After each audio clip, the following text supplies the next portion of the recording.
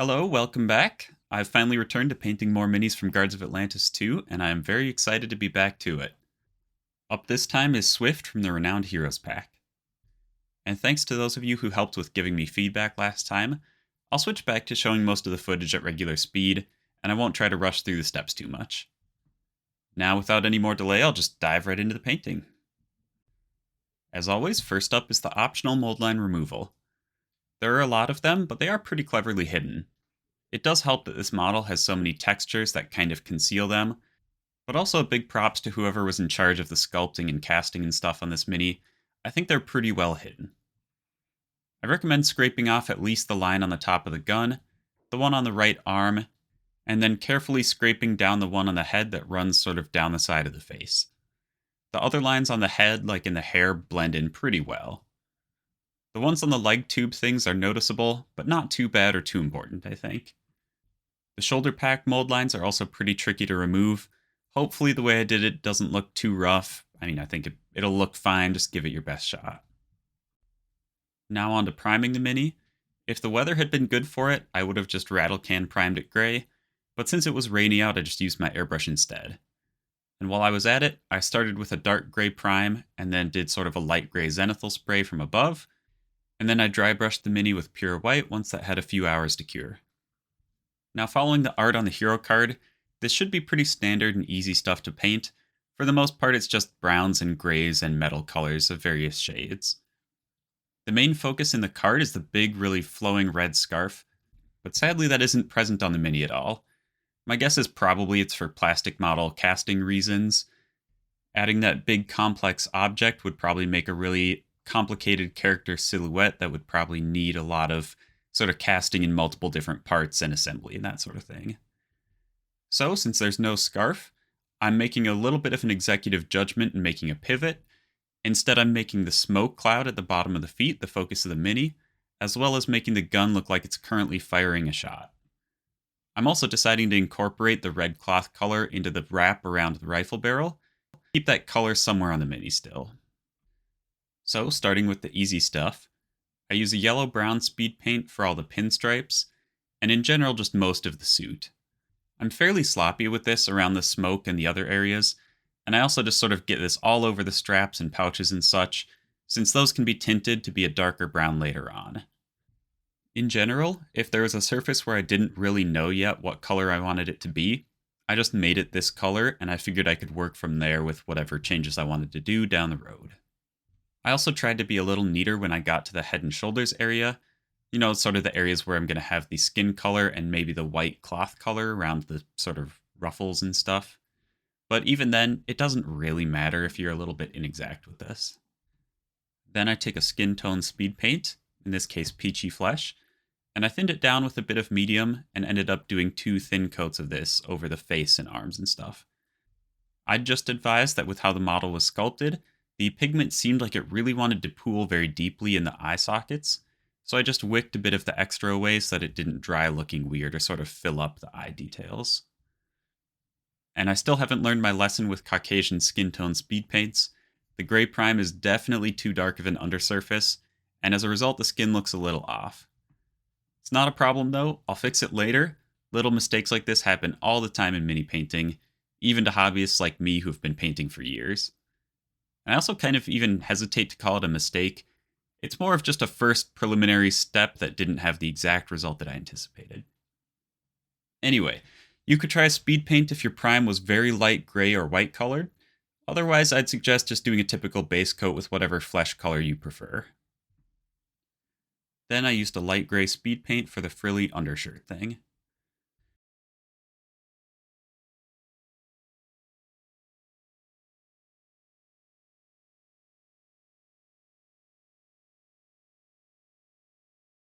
After that, I used a black speed paint, thinned with just a little bit of medium for most of the armor areas, also covering the spots that'll be metal in the future. I just sort of picked out whatever I thought should be this color. It doesn't really matter too much specifically what parts you make metal versus brown or whatever you like. I also decided to just paint the whole gun this color as well.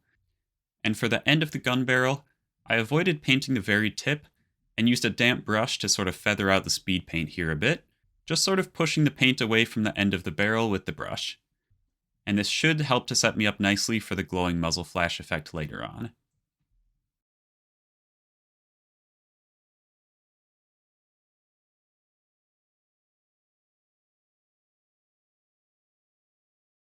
Also, while I had this black color on my palette, I used it to paint it to hair as well, just trying to be a little bit careful not to get it on the face. Now it's time to bring in that strong red color, just painting it on the cloth around the gun barrel.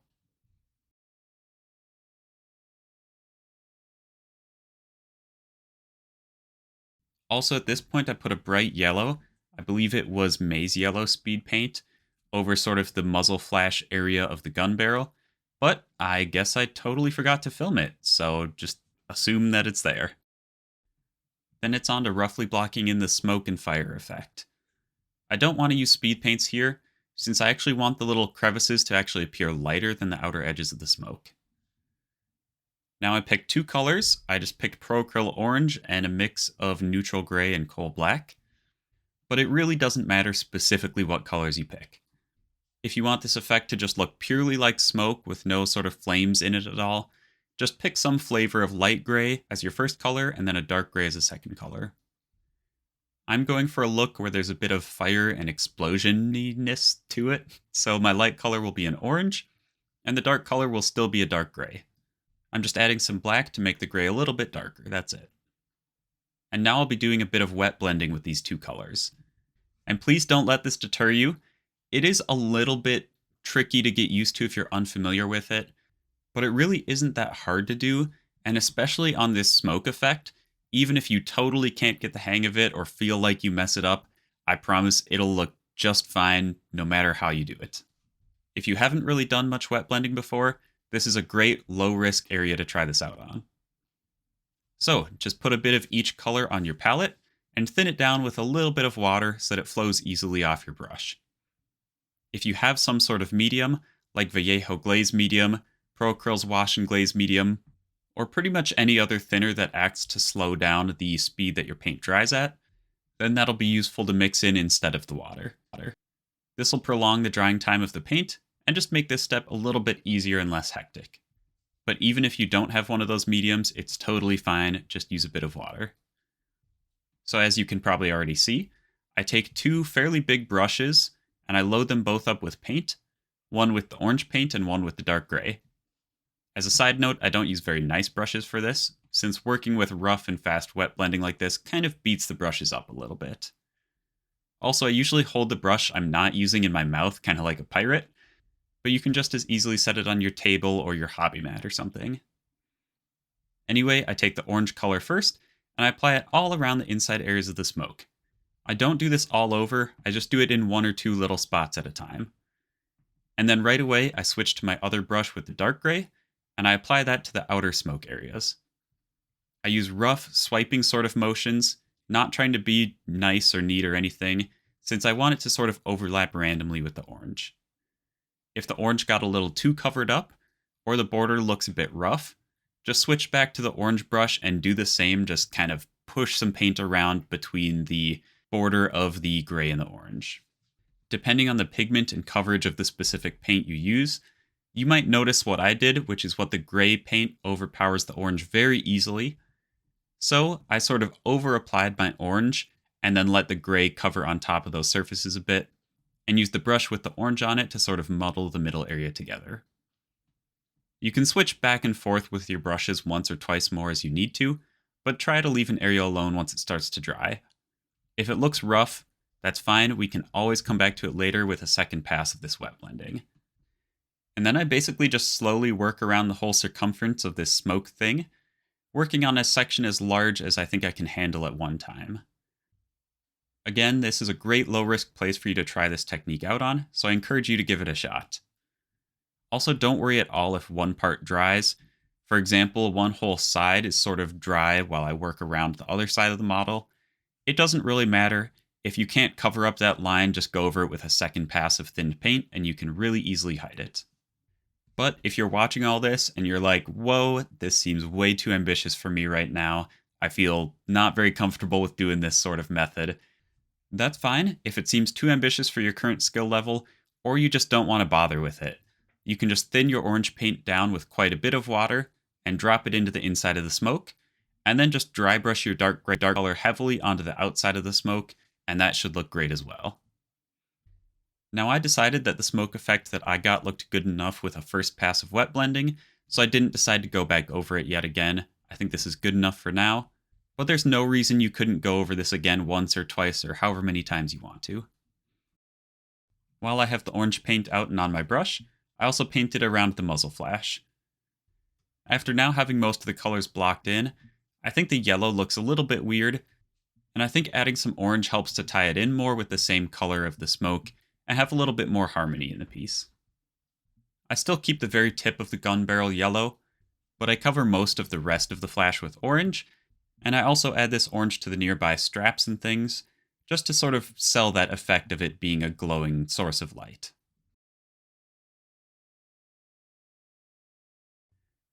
That's the majority of the work done up to the first stopping point. So next, for both the silver and gold, I just pick appropriate colors and dry brush and or highlight with them. When applying with a brush, I don't cover all of the black shadows, I just pick out sort of the raised surfaces or any large smooth areas. I was super rough with this, and I didn't really follow the card art too closely. I know that having a lot of bronze would help with the sort of steampunk look that you get on the card, but there's already so much brown color on this mini that I want most of the armor and metal to look a little bit different from just more brown. As I'm recording this voiceover, I'm also just realizing that I forgot to record painting all the brown pouches and greaves and such. For those, I just thinned down some satchel brown speed paint with equal parts speed paint medium, and I painted that over top of the brownish decay color that I had put over everything, tinting it down to a darker brown but not making it overly dark. I also decided to use this gold color on the frills, and then I shaded this gold with bony matte or speed paint, but any somewhat thin brown wash or speed paint type thing will work just fine. At the same time, I also used this to shade the white fabric, since I thought it looked just a little bit out of place as it was, and this helps to tie it in a bit more with the general theme of brown colors on the mini. And just to get to our first stopping point, I painted the base with a medium brown tone, but just pick whatever color you're using for all of your other bases. Now we've more or less reached our first stopping point. This is a great place to stop if you want to go fast, or if you don't want to mess with more advanced techniques and do more shading and highlighting.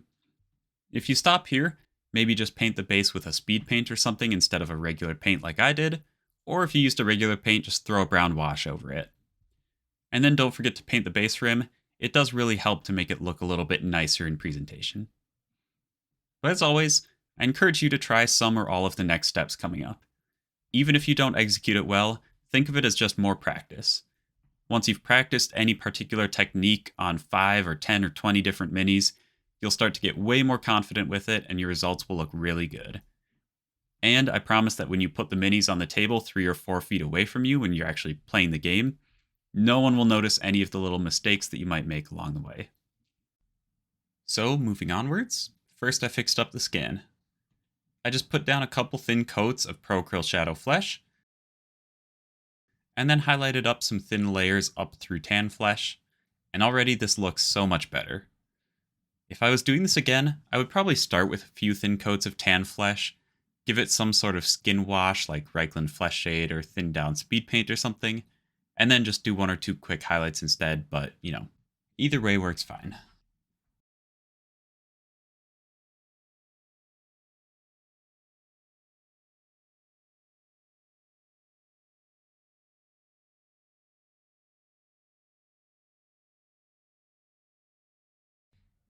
Of course, you can just stick to gradual layering, but as you can see in the footage here, I make very large jumps in color from one highlight to the next.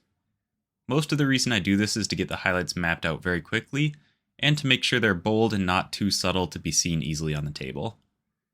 Then, when I feel like it's gotten far enough, I glaze a few thin layers of my midtone or shadow colors back over the middle of the gradient, dialing it back and smoothing it out a bit more. Usually for me it's a back and forth process, so you can see that after this I still add a couple more highlights after adding that shading.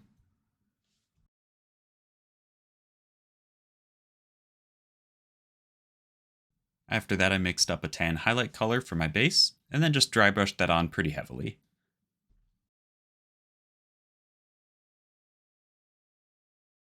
For the fun of it, I pushed this dry brushing really far on the part of the base below the rifle barrel, just to hint at that glowing muzzle flash effect. Then I do a quick pass of highlights over some of the other surfaces. The thing that looks a bit odd to me in particular right now is still the puffy undershirt, so I use ivory to paint on several thin highlights, which I think helps a lot. For these highlights and for all the ones to come, I'm not doing anything too fancy here. I just use a small brush and only highlight the most important surfaces. I don't worry about highlighting every single edge and every single surface, just the ones that I feel are the most prominent. So with that being said, now I am actually moving on to highlighting all these different surfaces. At this point, I'm entering the stage of the paint job where I bounce around between sort of random things. It seems a bit chaotic, but I actually really like this for painting board game minis. It's nice to get to the first stopping point where all the colors are blocked in, and then after that you can just pick and choose whichever detail you want to tackle next, just in order of whatever seems most important at the time. And it makes it really easy to call a mini done and put it down, just so that you don't end up spending too much time on the mini on accident. Since these are all unique, one-off paint jobs, I don't have to worry at all about not following any sort of efficient formula or any sort of good process to make it highly repeatable. Kind of related to that, I should mention that I'm being a bit sloppy on this paint job. My goal is to go reasonably fast, and I'm fully aware that this isn't my best work and probably won't be my best painted mini, but that is perfectly okay. It's all just about the goals that you set for yourself, and I also think that it isn't worth the stress to require every single one of your painted minis to always be better than the last one you painted. Give yourself a bit of leeway and be gentle with yourself. It'll still look great, you're still working on improving your skills no matter what, and just let yourself relax sometimes and not worry too much about the end result. I know it's easy to say this and maybe not as easy to actually do it in practice, but I think it's true.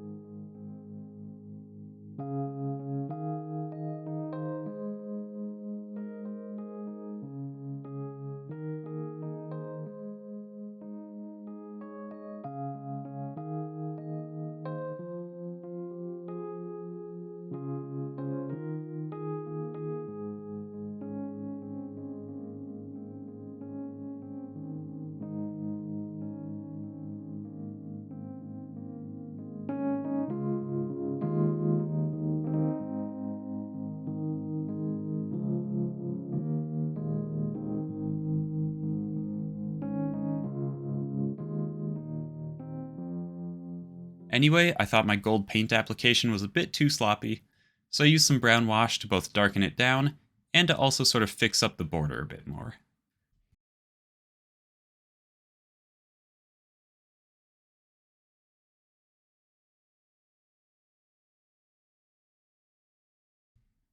Then at first I had experimented with painting a thinned bright silver color with the muzzle flash, but I thought it looked a little bit off, so I went back and heavily dry brushed the end of the gun with orange, then mixed up a yellow and orange highlight to apply by brush, and I also mixed in some white for some additional brightness. I also dry brushed the base orange underneath the gun as well. I don't think it's accurate that the ground would look so bright based on the height of the gun, but I'm bending the rules in favor of adding a bit of extra dramatic flair.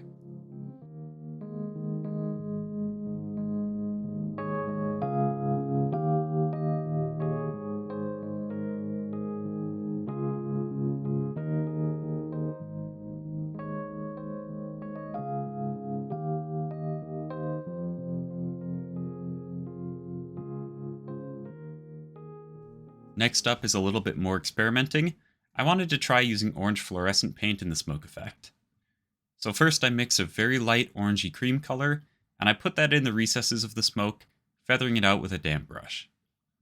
As I worked on it, I decided it wasn't quite bright enough, and I shifted to using almost a pure bright ivory. Then I busted out my orange fluorescent paint, and I applied that to both the end of the gun barrel and to all of those inner smoke areas. Fluorescent paints, or at least the ones that I own, generally have pretty terrible coverage, so the idea is that the light undercoat will help the area look bright, and the fluorescent paint will be a nice color filter over the top of it. But I wasn't totally sold on the look. The color just looked sort of off, and somehow less bright and explosion-y than it had before. But first I tried dry brushing the smoke with a dark gray, just to see if that added contrast would help at all.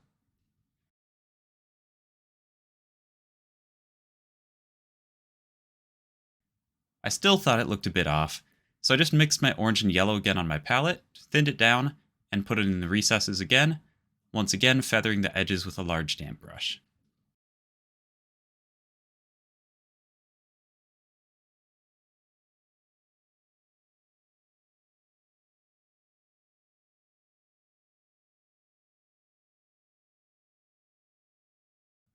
I also used very thin layers of gray sometimes anywhere that I thought the transition looked a little bit too rough.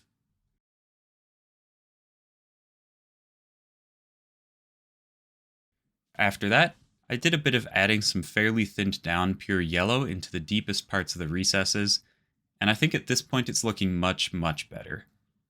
I think the real problem was probably just that the orange looked a bit too cold, if that makes any sense, and was just missing that warm golden hue. Just a couple more details to go. I painted the eyes using my usual method. I started with a large horizontal white line, and then I painted a black vertical line in the center.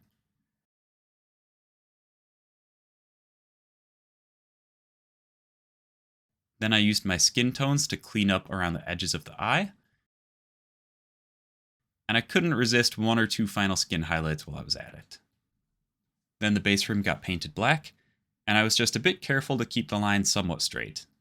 The base rim sort of merges with some of the rock texture on the base, but I wanted to keep the rim looking neat and consistent.